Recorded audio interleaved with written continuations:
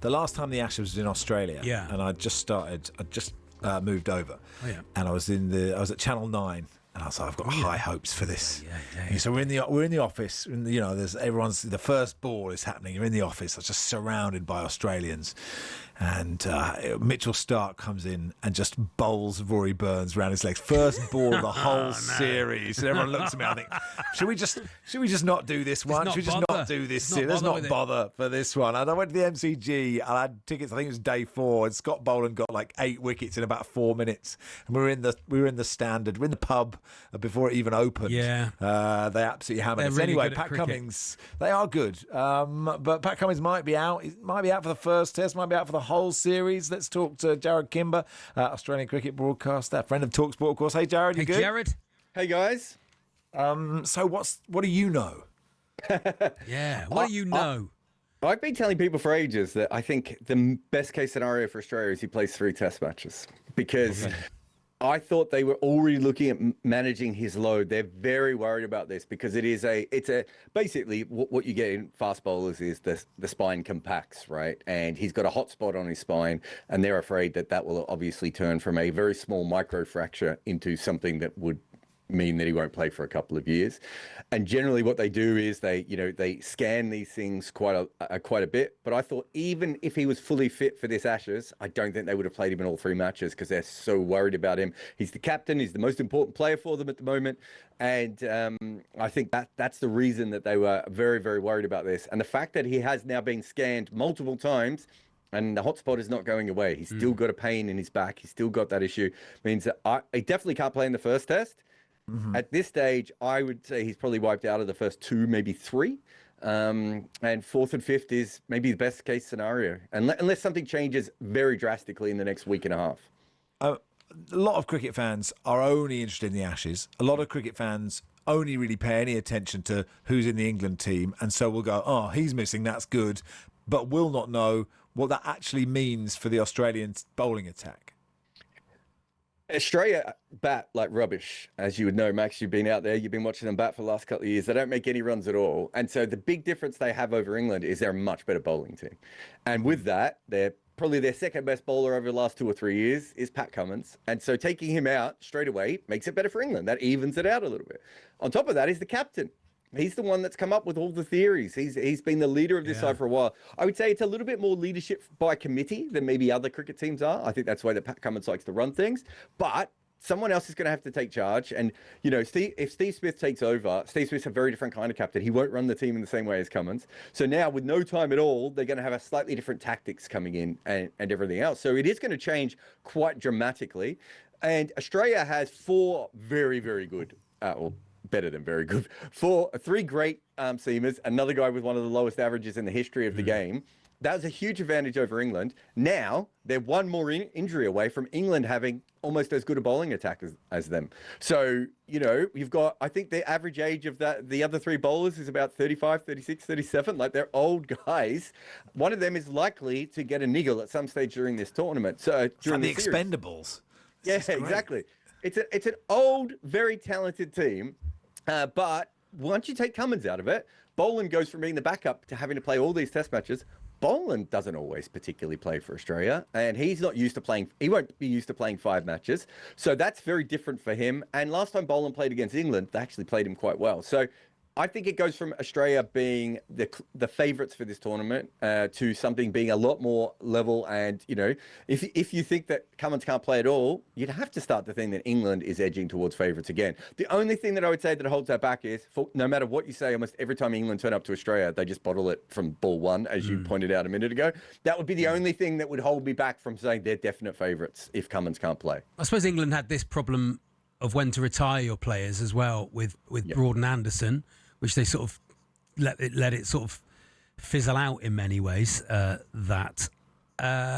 Which of the England bowlers would get into the Australian strike attack? I mean, Jofra Archer possibly if fit, but then if fit seems to be the question for everybody. Yeah, I think if Jofra was there, you'd probably move Scott Boland 1 down in the order, and then you probably play the top 4 bowlers then, and just rest and rotate them, right? And you make sure they all get 3 or 4 matches between them if that was the case. I'm not sure Archer just because we don't know about his fitness, if you'd want him in ahead of any of the 3 Australian quicks at the moment. But yeah, he gets in. And then there's a gap, right? There is, Bryden Cass tries very hard and is a big guy. And during that last series against India, just looked like he was out of ideas at certain times. Chris Wokes is obviously not there, as you said, Broad and Anderson. Whereas Australia, up until this Cummins injury, was like, we know what our best 5 bowlers are. It's just how we use them. Right? That's a much different situation than England coming in going, how do we make 20 wickets happen?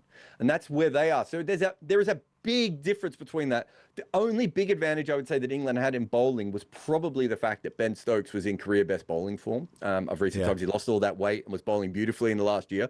And Australia has Cameron Green or Bo Webster as their all-rounder. Neither of them are Ben Stokes. So the 5th bowler, England had an advantage, but the other 4, like if you look at the spinners, right, you've got Shoaib Bashir versus Nathan Lyon. So you've got a guy who is barely in international cricket and really is struggling compared to someone with, 500 wickets in Test cricket. Like, I think we know who's the better option there. So the bowling, Australia was so dominant, but the batting, it's not so good. So you don't want to lose any strength in the bowling if you're Australia.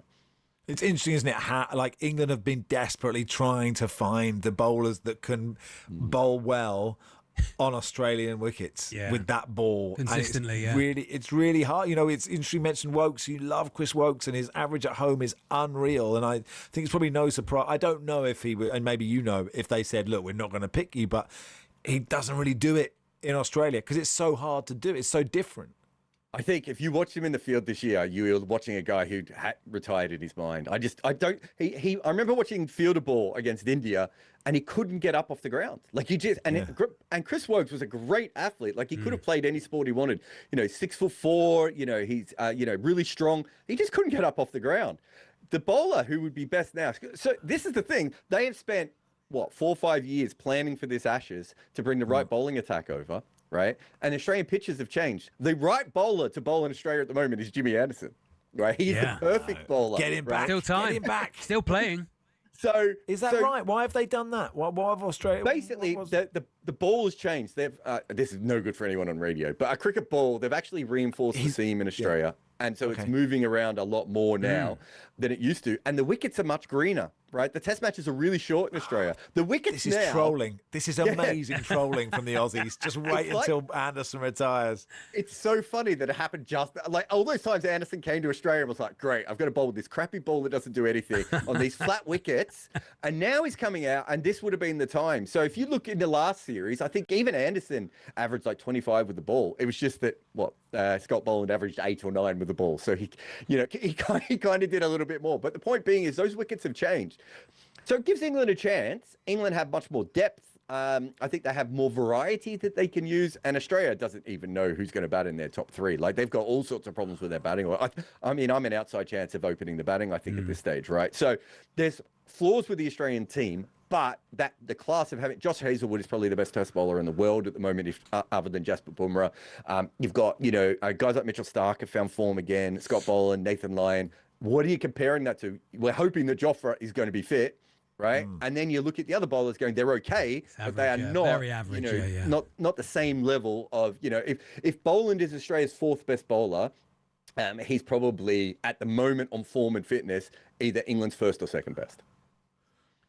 Well, I don't feel better now, Max. Why did we get Jarrod on? I was hoping, good, Cummins is out. We're going to get a real, yes, here we go. And I feel terrible now.